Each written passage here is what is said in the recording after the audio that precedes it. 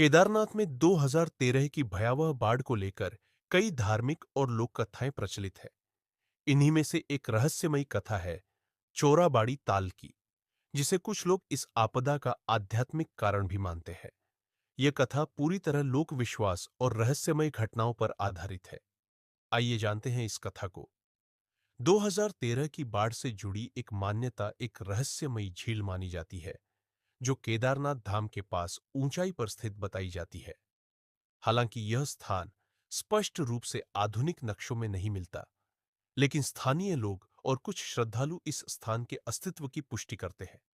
बहुत समय पहले केदारनाथ के ऊपर पहाड़ों पर एक ताल झील थी।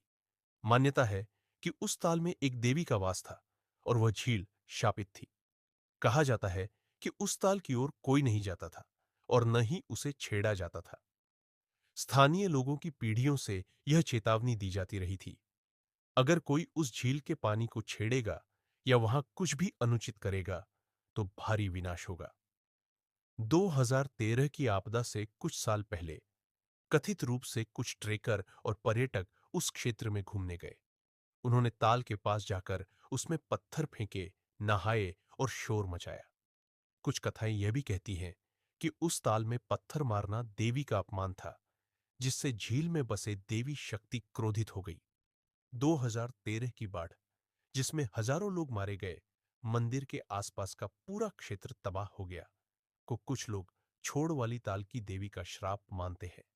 उनका कहना है कि वह देवी नाराज हो गई और ताल का पानी फट पड़ा, जिससे बाढ़ आई। वैज्ञानिक दृष्टिकोण से 2013 की त्रासदी का कारण भारी बारिश, ग्लेशियर का पिघलना और नदी मार्ग का अवरुद्ध होना था। लेकिन स्थानीय लोक कथाएं इस आपदा को आध्यात्मिक चेतावनी और प्रकृति के अपमान का परिणाम मानती है।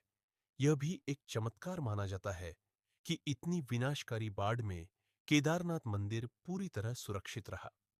एक बड़ा शिला, भीमशिला, मंदिर के पीछे आकर रुकी और मंदिर को बाढ़ की धारा से बचाया। लोग इसे भगवान शिव की कृपा और किसी दिव्य शक्ति का संकेत मानते हैं।